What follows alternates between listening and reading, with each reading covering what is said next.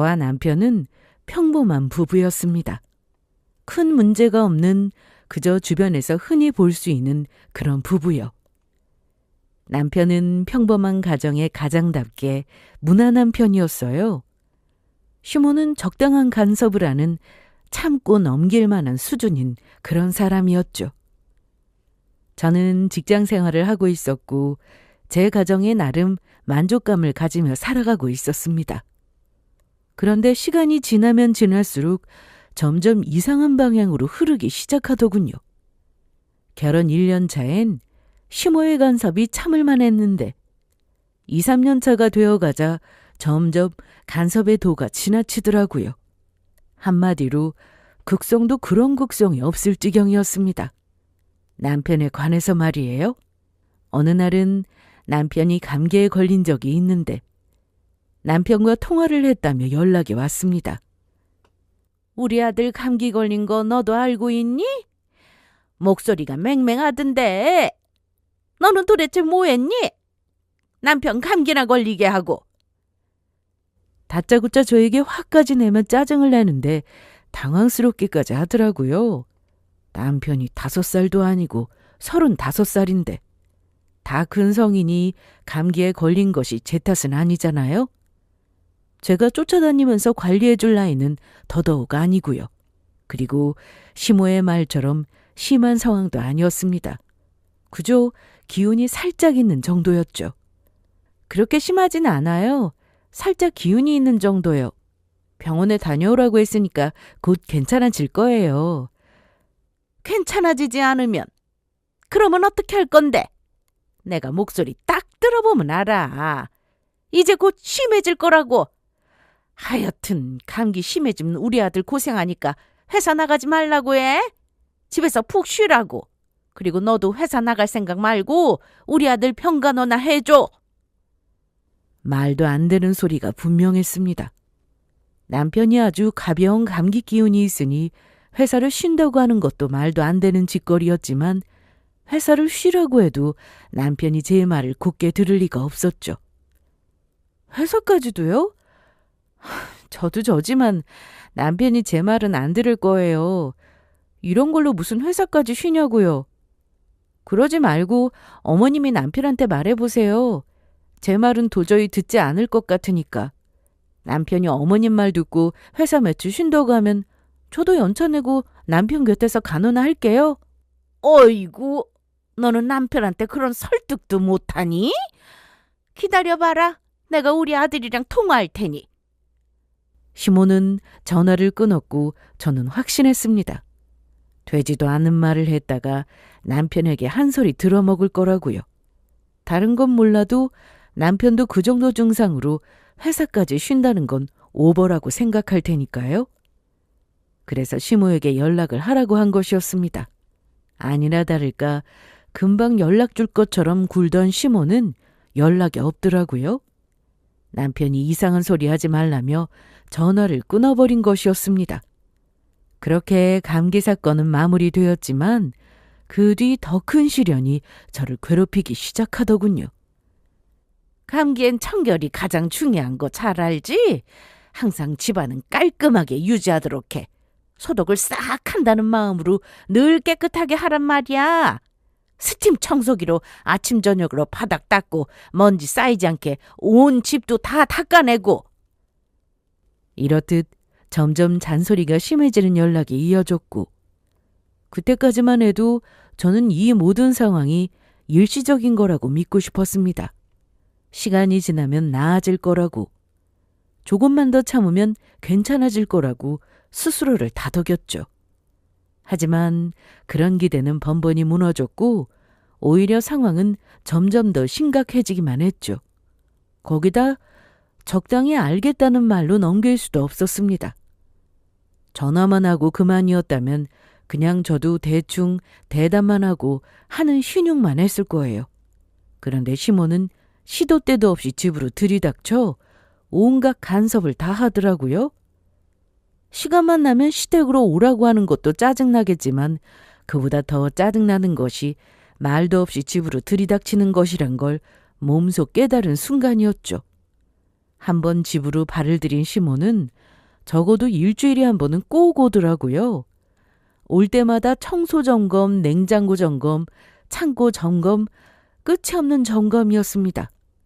집에 라면은 왜 사다 놓은 거니? 이런 거 몸에 좋지 않은 거 몰라? 이런 걸 먹으니까 우리 아들이 아픈 거 아니니? 그거 제가 사다 놓은 게 아니라 남편이 사다 놓은 거예요. 혼자 가서 직접이요. 애도 아니고 남편이 35살인데 제가 라면 먹는 거로 혼내는 건 좀 그렇지 않나요? 누가 혼내라고 했니? 그냥 네가 라면 같은 건 생각도 나지 않게 잘 챙겨주면 되잖아. 어머님, 냉장고 보셨으면 아시잖아요. 반찬 다른 집 부럽지 않게 잘 해놓은 거.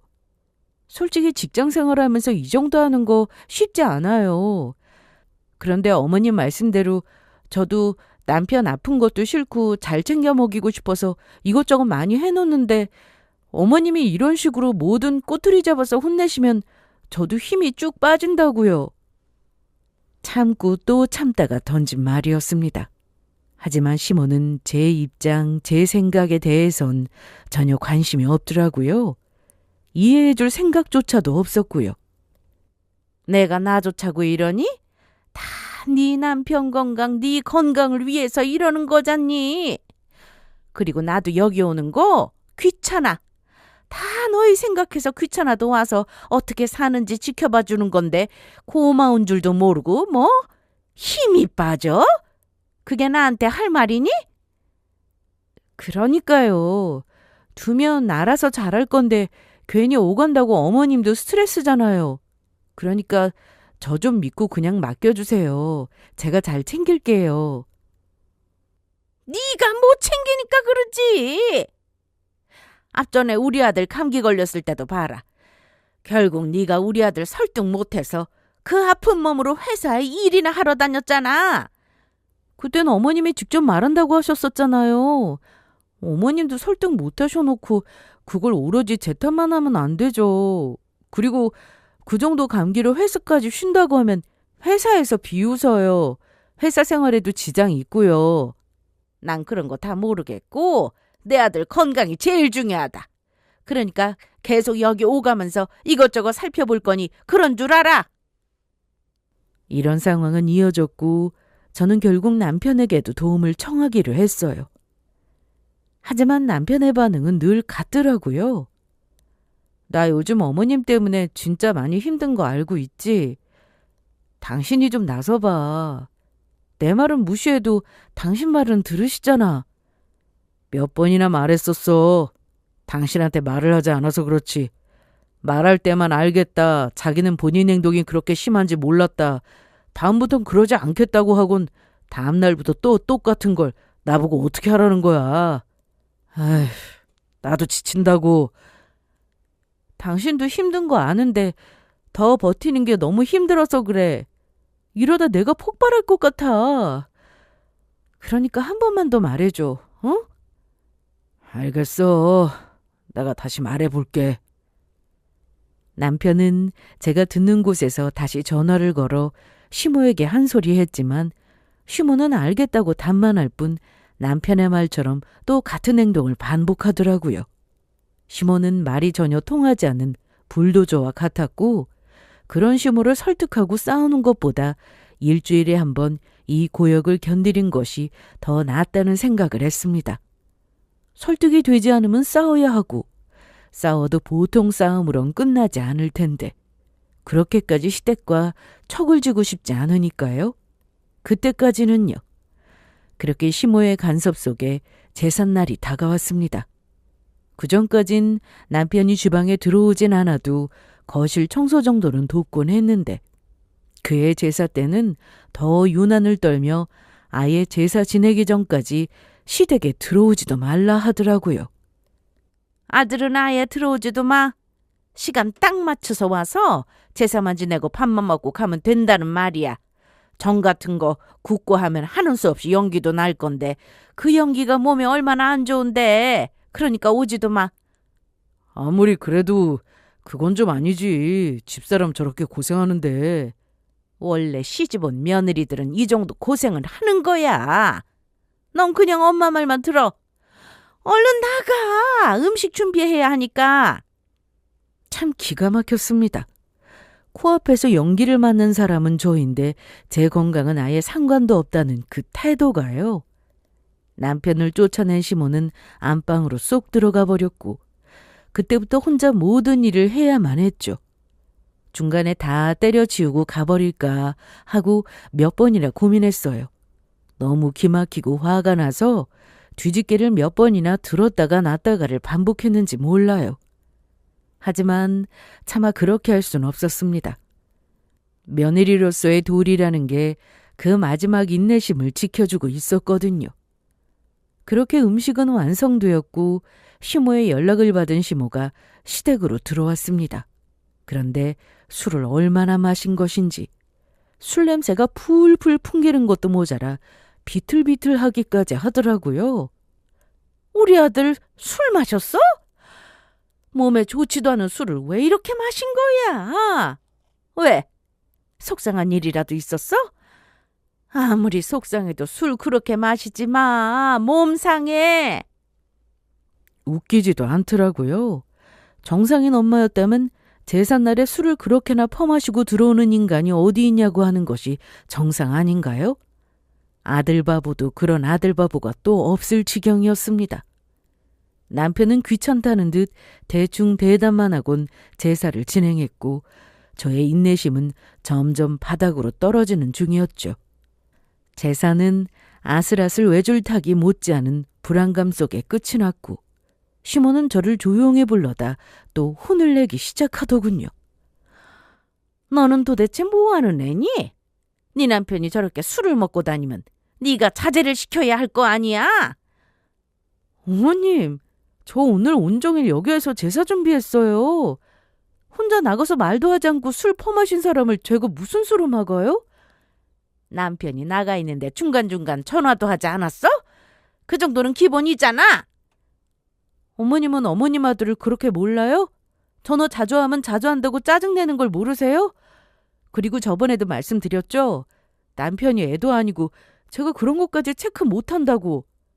제가 이런 말까진 하지 않으려고 했는데 적당히 좀 하세요. 남편이 하는 모든 게 그렇게 불편하면 저한테 말고 남편한테 하세요. 저는 결국 폭발했고 시몬은 저에게 고함을 지르기 시작했습니다. 이 건방진 것이! 너 지금 뭐라고 그랬어? 적당히 하라고? 그게 시어머니한테 할 소리야? 그러는 어머님은요? 제가 어머님 아들이랑 결혼했지 어머님 아들을 돌보려고 같이 사는 사람은 아니잖아요. 다 큰 성인을 제가 어디서부터 어디까지 챙기길 바라시는 건데요. 그렇게 아들이 걱정되면 다시 데리고 가서 사세요. 당장 오늘부터 우리 집에 보내지 말고 이 집에 눌러 앉히시라고요. 반쯤은 진심이었어요. 더는 시모의 간섭 아래 사는 생활이 싫기도 했고 무슨 일만 터졌다 하면 모조리 다 제 탓이 되는 것도 끔찍했습니다. 그 원인이 남편이라면 그 남편을 시댁에 두고 오고 싶어질 만큼이요. 저는 시모에게 쌓인 말을 다 해버리곤 혼자 집으로 돌아왔습니다. 화가 나서 잠도 오지 않더라고요. 그렇게 혼자 열을 내리는 동안 남편이 집으로 들어왔고 그대로 침대로 가 잠을 자더군요. 깨워서 따져야 하나 생각하기도 했지만 술 취한 인간과 말도 섞고 싶지 않아 그냥 두었습니다. 그리고 다음 날 술은 물론이고 잠에서 깬 남편은 아무 말도 없더군요. 그 모습에 더 화가 난 저는 남편을 붙잡고 따지기 시작했죠. 당신 진짜 너무하는 거 아니야? 누구는 죽어라 일하는데 나가서 술이 넘어갔어? 도대체 무슨 생각하면 당신 집 제삿날에 마누라를 땀 뻘뻘 흘리면서 음식하는데 나가서 술을 퍼마시고 들어올 수가 있어? 저는 이 말을 할 때까지만 해도 남편은 입이 10개라도 미안하다라는 말을 빼곤 할 말이 없을 거라고 생각했습니다. 그런데 남편은 양심이 없는 것인지 생각이 없는 것인지 저보다 더 짜증을 내더라고요. 엄마가 나가라는데 어떡해? 나가서 몇 시간 동안 할 게 술 먹는 거밖에 더 있어? 나도 낮술 별론데 하는 수 없이 마신 거라고. 그러니까 나한테 따지지 마. 그 상황이 불만이면 상황을 그렇게 만든 엄마한테 뭐라고 하란 말이야. 당신 원래 이렇게까지 뻔뻔했어? 어떻게 그딴 식으로 말할 수 있어? 이럴 땐 내가 나서서 어머님이랑 말하는 순간 싸움밖에 더 된다는 거 몰라? 어제처럼 또 싸우는 꼴이라도 보고 싶은 거냐고. 좋게 말하면 되잖아, 좋게. 그러면 잘 해결될 상황인데 왜 상황을 극단적으로 몰고 가는 건데? 당신은 당신 엄마를 몰라? 좋게 대화가 되는 사람이냐고. 당신한테 무슨 일만 있으면 모조리 내 탓에 당신 수발만 들길 바라는 어머님이랑 무슨 대화가 되겠어? 우리 엄마 그런 사람 아니거든? 당신은 왜 남의 엄마를 극성 떠는 아줌마로 만드냐? 남편은 절대 시모는 그런 극성 아줌마가 아니라며 우기더군요. 그리고 그 순간 시모에게서 전화가 오더라고요. 무슨 내용인지 다 예상이 되었기에 저는 남편에게 잘 보라는 말과 함께 전화를 받았습니다. 스피커로요. 우리 아들 꿀물은 챙겨줬니? 얼음 넣지 말고 너무 차게도 주지 마. 그리고 아침은 해장국 꼭 끓여줘. 속을 잘 풀어줘야지. 건강에도 좋단 말이야. 라면 절대 안 된다. 우리 아들이 라면 먹고 싶다고 우겨도 네가 안 된다고 하란 말이야. 아니다. 우리 아들이 사다 놨다는 그 라면 그냥 네가 얼른 먹어 치워라. 버리면 아까우니까 우리 아들도 주지 말고 너 혼자 얼른 먹어. 시모는 그야말로 극성의 끝을 보여주고 있었고 남편은 얼굴을 붉힌 채 고개를 숙였습니다. 그 모습이 통쾌하긴 했지만 화가 풀리는 것은 아니었어요. 시모는 끊임없이 제 화에 부채질을 하고 있었고 저는 2차 폭발을 하고야 말았습니다. 어머님 아들은 건강 때문에 라면 먹으면 안 되고 저는 마음껏 먹어도 된다는 뜻이에요? 저는 며느리니까? 어머님, 저도 건강 챙기는 사람이에요. 그리고 아무리 아들 챙기려고 그런다고 쳐도 저 기분 나빠요. 그렇게 챙기고 싶고 걱정이면 남편한테 직접 연락하세요, 앞으로는. 너 도대체 어제부터 왜 그러니? 왜 안 하던 짓을 해서 사람 혈압을 올리냔 말이야? 어머님이 계속 선을 넘으시니 저도 참다 터진 거 아닐까요? 어쨌든 저는 앞으로도 이렇게 참지 않을 작정이에요. 그러니까 앞으로 이런 연락하지 마세요. 더는 받아줄 생각이 없으니까. 네가 안 받아주면 어떻게 하겠다는 건데. 어머님이 뭐라고 하든 말든 제 뜻대로 하겠다는 겁니다. 그리고 또 앞으로는 연락도 없이 집으로 찾아오는 것도 하지 마세요. 저 사실 너무 불편했거든요. 그러니까 오시기 전엔 꼭 연락을 주세요. 당연히 시모의 반응은 뜨거웠습니다.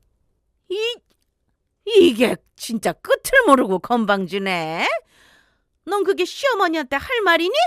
설사 불편하더라도 참고 또 참는 게 며느리로서의 도리야. 그런데 어디 감히 오지 말란 소리를 해? 전 이때까지 며느리 도리 다 했고 더는 하지 않으려고 해요. 그리고 한 가지 경고 아닌 경고를 하자면 어머님이 계속 그런 식으로 집으로 들이닥치면 저는 친정부모님 오시라고 할 거예요. 시도 때도 없이 어머님 올 때마다 계속. 뭐?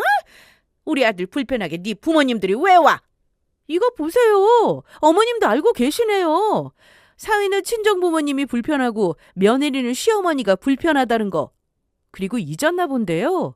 여기 제 집이에요. 제 명의. 그러니 그런 제 집에 어머님이 오는 것보다 우리 부모님이 자주 오시는 게 더 맞지 않겠어요? 저도 치사하게 집 명의를 두고 이런 이야기 하고 싶지 않았는데 어머님이 이렇게 만드시네요. 그러니까 사람 더 치사하게 만들지 마세요. 저는 시모의 답을 듣지도 않고 전화를 끊어버렸어요. 시모를 대신해서 남편이 노발대발 해주더군요. 당신 진짜 왜 그래? 엄마한테 그게 무슨 말버릇이야? 당신 어머니가 나한테 어떻게 하는지 못 들었어? 아닌데? 얼굴 붉어진 거 보면 다 들었고 어머님의 행동이 너무 극성이라 부끄러운 것 같기도 한데? 그럼에도 어머님이 편을 들고 싶은 거야? 참 눈물겹다 눈물겨워. 끝까지 이럴 거야?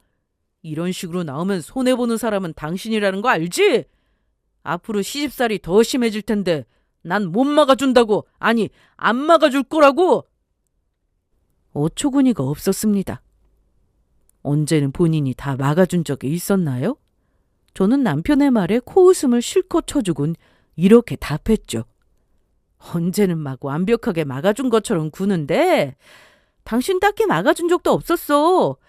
그러니까 이제 와서 팔불출인 척하지 말고 하던 대로 그냥 가만히 있어. 그래, 당신이 시키는 대로 가만히 지켜볼 테니까 앞으로 무슨 일 있어도 나한테 도움 구할 생각하지도 마. 나 원망도 하지 말고. 걱정하지 마. 도움 구할 일도 원망할 일도 없을 테니까. 더불어 후회할 일도 절대 없을 거야. 그 후 시댁과는 물론이고 남편과도 거리가 멀어졌습니다. 싸움은 심각했기에 시간이 해결해 줄 거란 기대조차 되지 않더라고요. 점점 멀어지기만 했으니까요. 거기에다 남편은 사전에 동의도 없이 외박까지 하기 시작하더군요. 당연히 처음엔 화도 냈습니다. 우리가 아무리 사이가 좋지 않아도 연락도 없이 외박은 아니지 않아? 이 정도로 막 나가면 어쩌자는 건데? 어차피 내가 집에 있으나 마나 아냐? 대화도 제대로 하지도 않고 이렇게 오랜만에 대화해도 싸우기만 하잖아. 그리고 내가 일이 있다고 외박한다고 하면 당신이 가만히 있겠어? 밤새워 일해야 하는 사람한테 또 잔소리나 하면서 기운 쫙 빼겠지? 아무리 그래도 말도 없이 외박하는 건 예의가 아니잖아. 내가 안 들어온다고 걱정한 것도 아니면서 무슨 예의? 하여튼 나한테 관심 꺼. 그렇지 않아도 요즘 피곤한데 당신이랑 이런 에너지 낭비하고 싶지 않아. 그 후로도 남편은 가끔 외박을 했고 그때마다 당연히 연락은 없었습니다. 그때부터 저는 이혼을 서서히 결심하고 있었죠. 이런 식으로 결혼 생활을 유지하는 것은 아무런 의미가 없다고 진작 느끼고 있었으니까요. 그런 생각을 하면서도 확실하게 이혼을 해야겠다. 이런 완전한 결심을 내리지 못했던 건 그럼에도 또다시 내가 알던 남편의 모습으로 돌아오지 않을까 하는 작디 작은 미련 때문이었습니다. 그렇게 저는 점점 지쳐갔고 그 무렵 몸이 이상하다는 것을 느꼈습니다. 가슴 쪽에 무언가 만져지는 것 같기도 하고 하여튼 이상했어요. 통증은 없었지만 무언가 이상함을 느낀 저는 병원을 찾았죠. 그리고 믿을 수 없는 결과를 듣게 되었어요.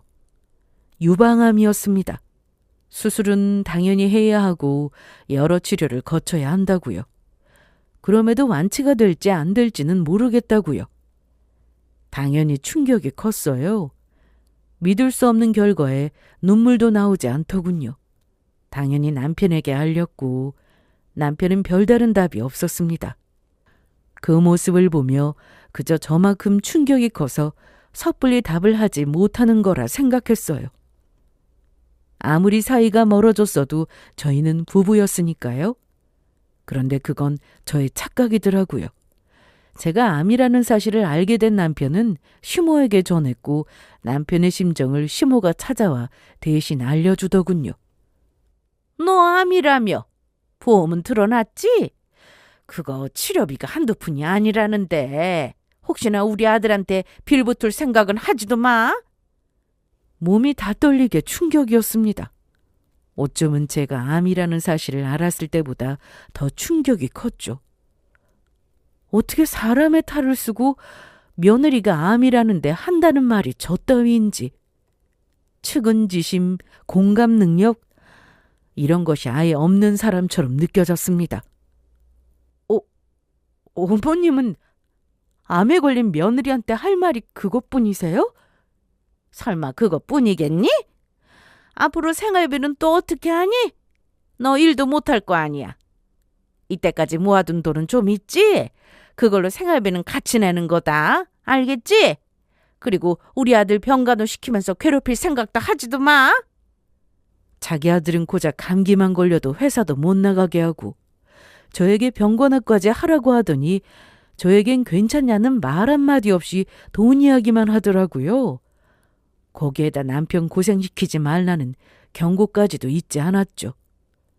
너무나도 막장 같은 대사의 순간이지만 제가 막장 드라마 속의 불쌍한 주인공이라도 된 듯한 기분이더라고요. 하지만 애석하게도 그 상황은 현실이었고 저는 정신이 번쩍 들었습니다.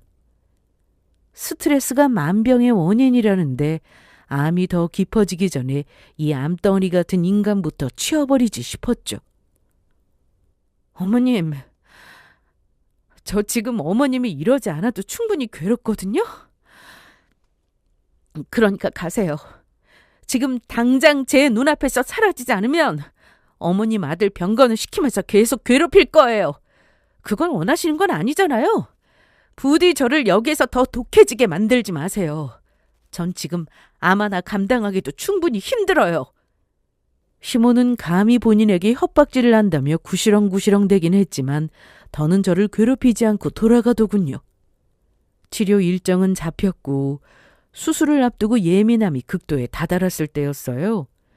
남편은 여전히 저에게 그 어떤 말도 없었고 저는 차라리 침묵이 저를 도와주는 것이라고 생각했습니다. 그렇게 수술날은 다가왔고 잠시나마 잊고 있었던 시모가 집으로 또 들어왔더라고요. 이번엔 또 무슨 말을 해서 저를 열받게 하려나 기대마저 됐습니다. 그런데 그런 기대를 했음에도 전혀 예상치 못한 말이 시모의 입에서 나왔죠. 너 곧 수술이라며. 그러면 수술하기 전에 집부터 팔거라. 어차피 네 남편 너 없는 동안엔 우리 집에서 와서 지낼 거고 굳이 집 비워두면 뭐하니? 집부터 빨리 팔아서 날 타오. 그냥 집으로 주면 세금 내야 하고 팔아서 여러 통장 거쳐서 작게 넣으면 걸리지도 않을 거야. 딱히 똑똑하지도 않은 머리로 열심히도 굴린 모양이었습니다. 하지만 아무리 그래도 이건 아니지 않나요? 제 집을 왜 시모를 주나요? 만약 주게 돼도 부모님이 계시는데요. 제가 왜 이 집을 팔아야 해요? 아니, 만약에 판다고 해도 그 돈이 어머님한테 갈 일은 절대 없으니까 기대하지 마세요. 날 안 주면 누굴 주려고? 우리 아들? 그렇게 해도 됐지. 누굴 주든 어쨌든 그 돈이 우리 집안에 들어오기만 하면 돼. 아니, 제 말 뜻을 못 알아듣는 것 같은데 이 집을 판다고 해도 어머님이나 어머님 아들한테 줄 일은 없다는 뜻이에요. 아니 왜? 너 설마 살 거라고 희망 가지고 있니?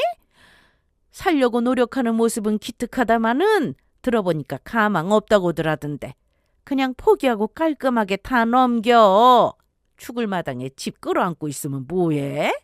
네가 병 걸려서 앞으로 제사도 내가 지내야 하고 우리 아들 사별하는 바람에 아들 뒷바라지도 내가 다 해야 할 텐데 그간 미리 치른다고 생각하면 아깝지는 않을 텐데. 아예 모르는 사람이 암에 걸렸다고 해도 힘내라 꼭 완쾌할 거라고들 하는데 시모는 말기암도 아닌 저에게 희망이 없다, 죽을 날을 받아놨다, 죽는다는 말들을 아무렇지 않게 하더군요. 전혀 슬퍼하지도 않았고 안타까워하는 느낌도 전혀 없이 오히려 조금은 신난 듯 말입니다. 암이라는 결과 앞에 더는 힘이 날 일이 없을 거라 생각했는데 제 안에 가득 찬 분노가 곧장 힘으로 바뀌는 기분이었어요. 저는 그 자리에서 일어나 소금과 물을 떠 시모에게로 갔습니다. 그리곤 곧장 물을 얼굴에 뿌려버리고 홀딱 젖은 머리 위로 소금을 들이부어 버렸죠. 이게 뭐하는 짓이야? 당신이야말로 이게 뭐하는 짓이에요? 아직 멀쩡히 살아있고 죽을 날 받아준 적도 없어요. 암 걸린 것만 해도 억울한데 재수없게 뭐요? 가망이 없어? 당장 나가요! 지금 당장 나가라고! 저는 고함을 지르며 시모를 잡아 끌어 집 밖으로 던져버렸습니다.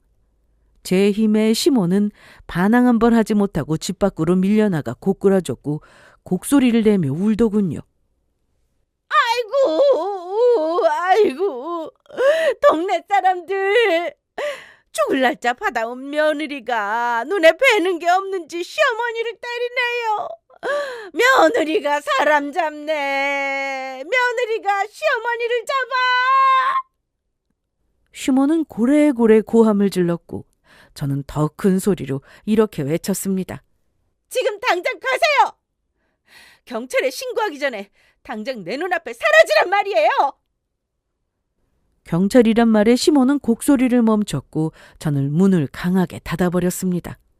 눈물도 나지 않았어요. 그저 무조건 병을 이겨내야겠다는 생각만 했어요. 그런 생각을 하고 있는데 잔뜩 화가 난 남편이 집으로 달려오더군요. 암이 무슨 벼슬인 줄 알아? 시어머니를 그딴 식으로 대하는 사람이 어디 있어? 또 시작이야?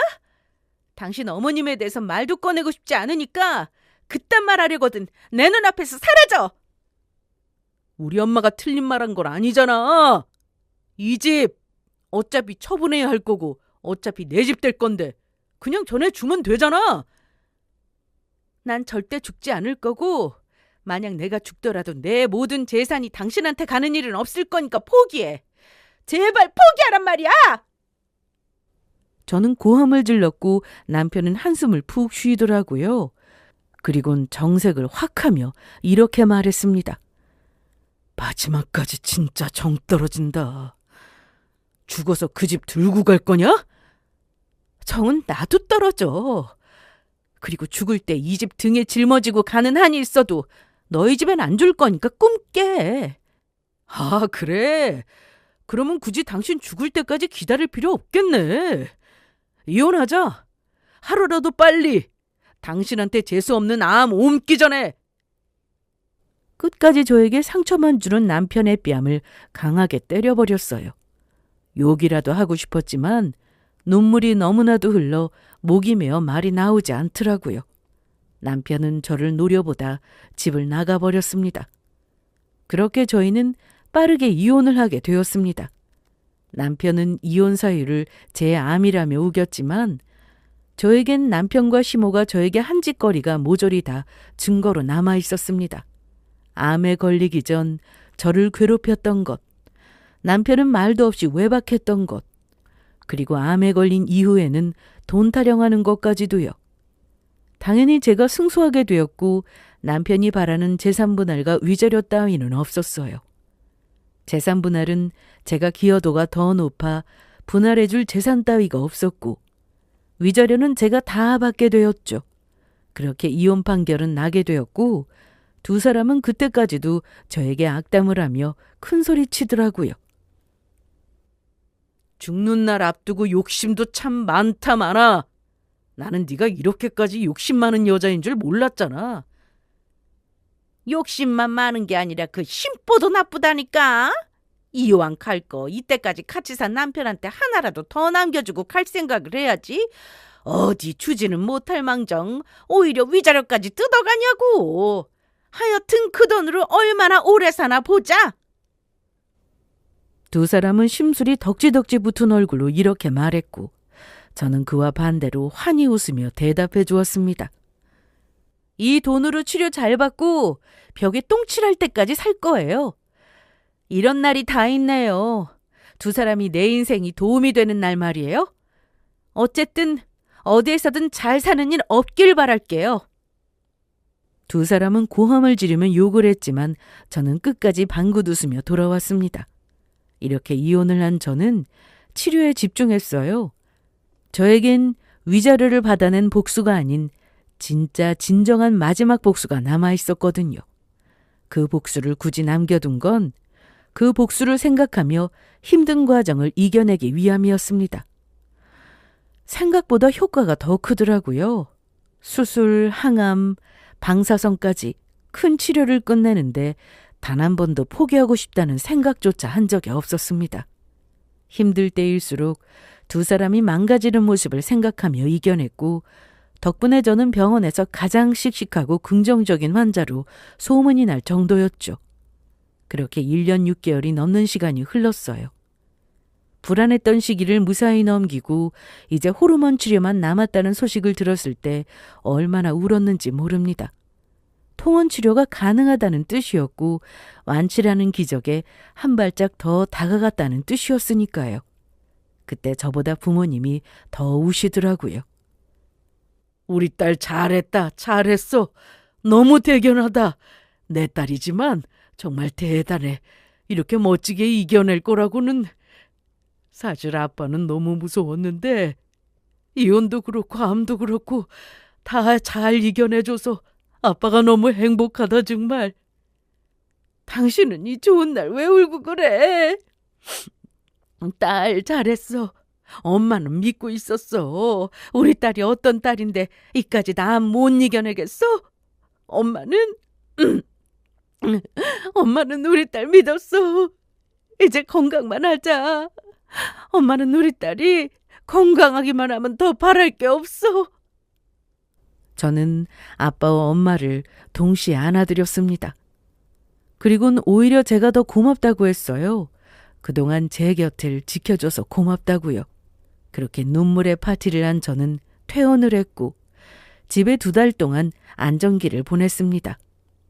컨디션은 조금씩 괜찮아졌고 그 후부터 고대하고 고대하던 마지막 복수를 시작했어요. 그 시간은 바로 상간녀 소송이었습니다. 이혼을 결심하며 아무래도 이상한 점이 한두 가지가 아니었어요. 전시모와 전 남편의 말처럼 제가 정말 죽을 것 같았다면 가만히 제 신기만 잘 맞추면 되는 일이었잖아요. 그러면 알아서 그 모든 것이 본인들 몫으로 갈 건데요.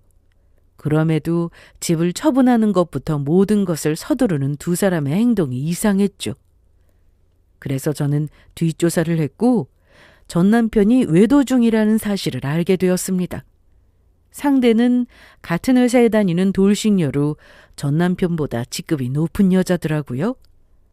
아들은 유부남인데도 돌싱은 죽어도 안 된다는 전시모를 같은 회사에서 잘 끌어주겠다며 홀렸고 그 설득에 홀딱 넘어간 전시모가 나서 저에게 집을 팔라고 해서 그 돈을 받으면 2 사람 집까지 해주려고 했던 것이었습니다. 남의 돈으로 아들 기까지 살려주려고 했던 것이었죠. 상간녀 소장이 발송되자 전 남편 상간녀 전시모까지 저를 찾아왔더라고요. 상간녀 소송? 2 사람이 이혼한 지가 언젠데 이제 와서 무슨 소송이야? 난 떳떳해. 상간녀가 아니라 사랑일 뿐이라고. 단순한 연애. 상간녀가 아니야? 사랑일 뿐이야? 웃기고 있네. 2 사람 이혼하기 전부터 만나왔다는 거 다 알고 있었어. 증거도 많고 말이야. 그리고 상간녀 소송은 이혼을 해도 가능해. 외도 사실을 알게 된 날로부터 3년이라고. 지금 2년도 지나지 않았으니 충분히 가능하다는 뜻이란다. 이 상간녀야. 검색만 해봐도 다 알 수 있는 사실인데 상간녀 얼굴은 사색이 되더라고요. 사색이 된 건 상간녀뿐만이 아니었어요.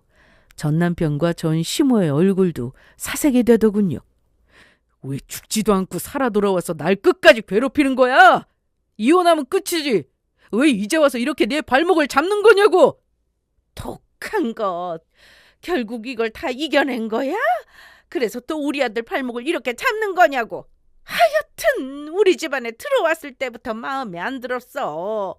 결국 이렇게 될 것 같았다고. 2 사람은 또 죽음을 입에 올리며 저를 비난했고 저는 한치도 물러서지 않고 대응했습니다. 내가 죽길 바라고 또 바랐는가 본데 아무래도 하늘은 내 편인 것 같아. 2 사람이 준 돈으로 치료 잘 받았고 그 덕에 이젠 완치만 앞두고 있지 뭐야? 다 당신이 바람까지 피워준 덕이지. 내가 오늘만 생각하면서 그 힘든 수술 항암 방사능까지 이겨냈거든. 이혼할 때도 독한 거 알았지만 당신 진짜 무서울 정도로 독하다. 나 진짜 독해. 그래서 이번 소송에서도 꼭 위자료 다 받아내려고. 이제 완치도 앞두고 있고 그 돈으로 새로운 인생 살아야 하지 않겠어? 그러니까 돈 많이 준비해놔. 몸도 건강해졌고 이번에는 아주 제대로 다 뜯어내줄 테니까. 저는 당당했고 저의 그런 당당함이 보기 싫었는지 상간녀가 악에 바친 고함을 지르기 시작하더군요. 아, 진짜 저거 뭐야? 도대체 뭐냐고? 죽을 거라며. 이제 다 끝이라며. 그 말만 믿었는데 왜 또 나타나서 내 앞길을 막는 거냐고. 회사로 소장 발송돼서 눈치챌 사람들은 다 챘다고. 이젠 어떻게 할 거야? 너 내 회사 생활에 조금이라도 지장 주면 진짜 가만 안 둘 거야? 상간녀는 저를 향해 갖은 나쁜 말을 하며 고함을 쳤고 저는 있는 힘껏 그 뺨을 내리쳐버렸습니다.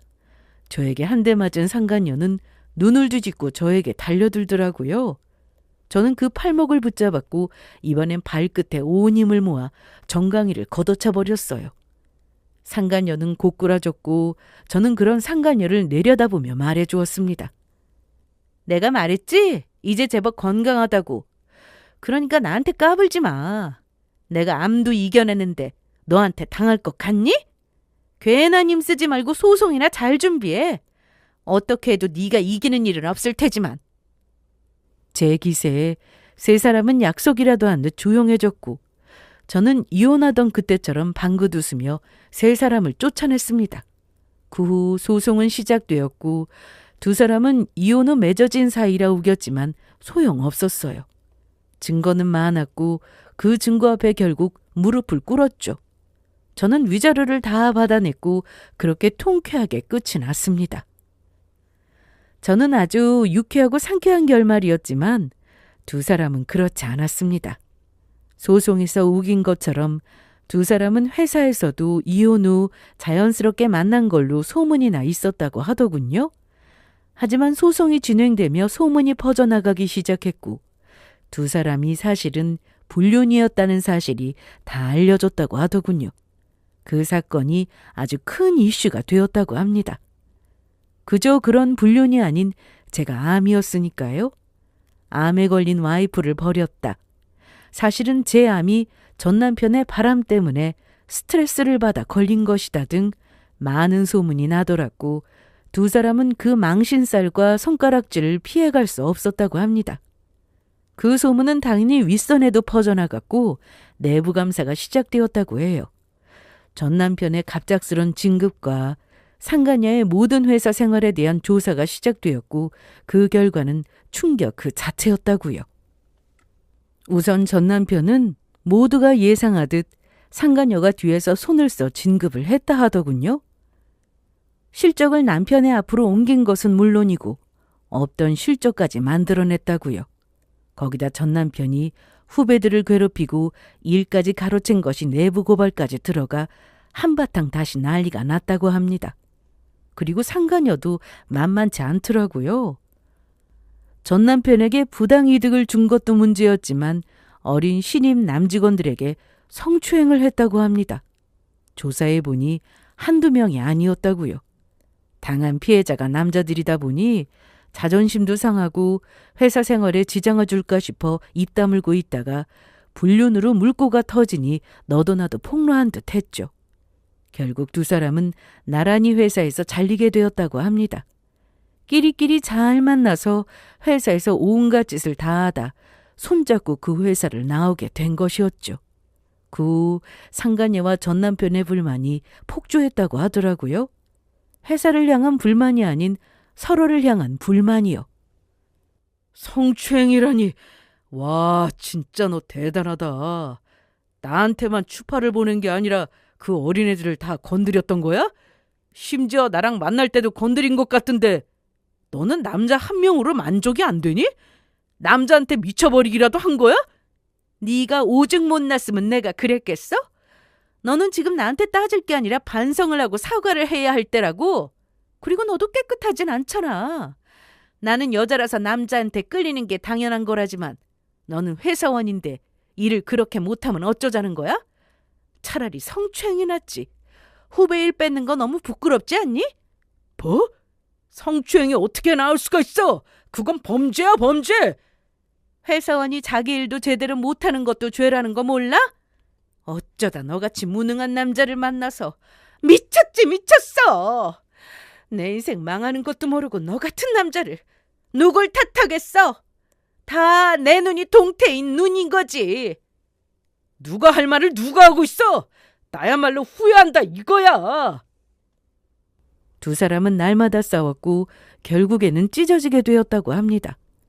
아들이 이혼하고 상간녀와도 헤어진 것도 모자라 백수까지 되어버리자 전시모는 반쯤 실성한 상태로 지내고 있다고 하고요. 결국 세 사람은 제 바람대로 잘 살지 못하고 파국을 맞이한 것이었죠. 생각만 해도 웃음이 나는 그들의 결말을 듣고 난 후 저는 좀 더 행복한 제 인생을 살기 위해 새로운 도전을 했습니다. 그건 바로 건강식단을 짜서 몸에 좋은 음식을 판매하는 식당을 차린 것인데요. 이 식당은 제가 암을 이겨내며 계속 생각했던 식당으로 제가 생각한 그대로의 모습을 갖춘 식당을 오픈했을 때 얼마나 기뻤는지 모릅니다. 물론 제가 너무 무리하지 않도록 직원들을 여유 있게 고용해서 운영 중이에요.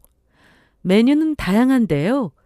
꼭 한식에서 그치지 않고 중식, 일식, 양식 등 다양한 음식으로 식단을 구성해 판매하고 있어요. 들어가는 재료는 많은 신경을 쓰고 몸에 부담이 되지 않은 종류로요. 처음엔 생소하다 보니 가게를 찾는 손님이 많지 않았는데 한 번은 손님이 또 와주시고 또 와주신 손님이 소개를 해주고 소개받아 오신 분이 소문을 내주시며 가게는 완전히 자리를 잡게 되었습니다. 식당 한켠엔 제가 쓴 편지가 있는데요. 손님들에게 쓴 편지로 제가 암을 이겨낸 이야기, 이 식당을 열게 된 계기, 그렇기에 음식에 진심일 수밖에 없다는 고백과 그리고 앞으로도 지금처럼 운영하겠다는 각오가 적혀 있었어요. 이 편지에 적힌 점까지도 모조리 다 진심이란 걸 손님들도 알아주셨는지 저희는 단순히 손님과 사장 사이를 넘어 서로를 응원하고 진심으로 아끼는 사이가 되어가고 있습니다. 요즘엔 문득문득 가게에 앉아있는 저를 보며 신기하기도 한데요.